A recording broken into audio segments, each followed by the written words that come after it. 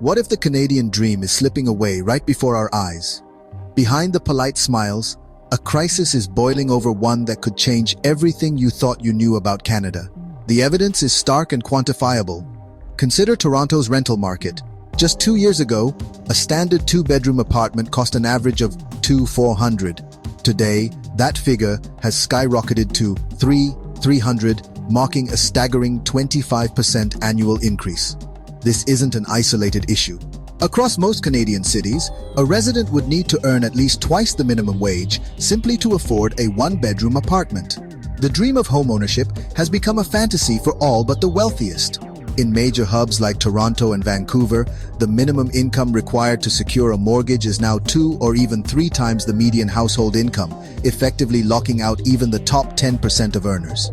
What began as a housing crisis has spiraled into a broader cost of living emergency, fueling an unprecedented crisis in immigration policy and public trust.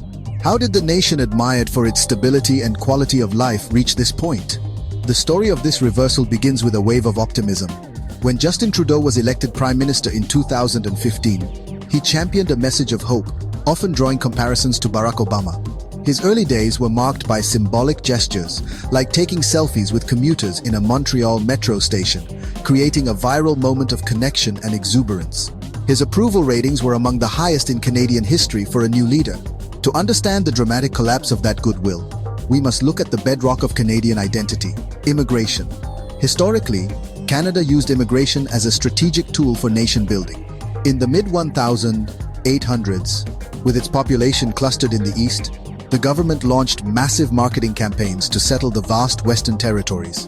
Slogans like "Build your nest in Western Canada" lured shiploads of migrants, particularly skilled farmers, who transformed the prairies into productive centers of commerce and industry.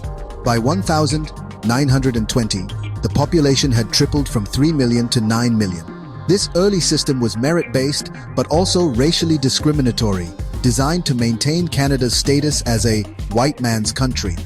After World War II, these practices were replaced by the modern points-based system that scores applicants on age, education, language skills, and training. This model, still in use today, was hailed globally as a success. Canada's federal structure allowed it to quickly adapt to migration flows, and by the 2000s, its system was the envy of the developed world, earning praise even from figures like Donald Trump. Crucially, it enjoyed overwhelming public support. In 2018, 2/3 of Canadians saw immigration as a net positive, the highest level in the OECD. That consensus has now shattered.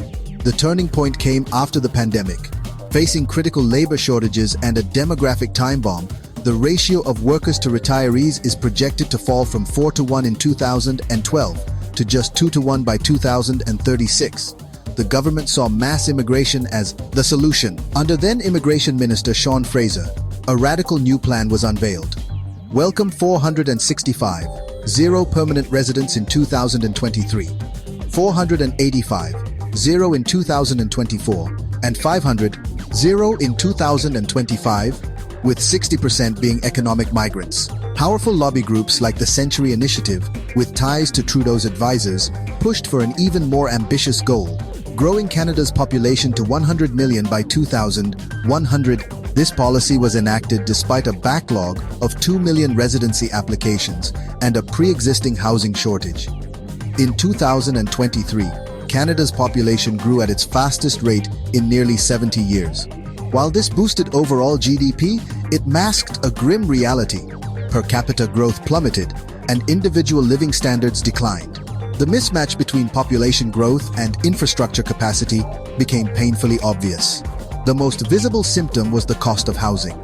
A shocking story of 25 students living in a single basement in Brampton went viral, a situation the city's mayor confirmed was a regular occurrence.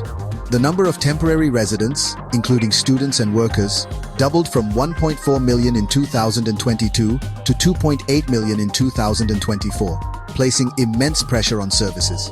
Public opinion turned sharply. The percentage of Canadians who believed immigration levels were too high jumped from 27% in 2022 to 58% by 2024. For the first time in recent history, protests against immigration policy erupted. With a federal election looming in 2025, Trudeau's government was forced to act. His approval rating had sunk to 33% by September 2024. In a move widely mocked online, he appointed Sean Fraser, the architect of the immigration surge, as the new Minister of Housing. One commenter captured the public mood. "You cannot be the solution to the problem you created." Eventually, Trudeau conceded his government was wrong, acknowledging that while housing investment had lagged for decades, his decision to dramatically increase immigration had poured fuel on the fire. He announced a course correction to slow population growth. But the damage was done. The affordability and cost of living crises are tangible signs of deteriorating living standards. In 2019, 19% of Canadians felt their country was extremely unequal. That number is now 38%.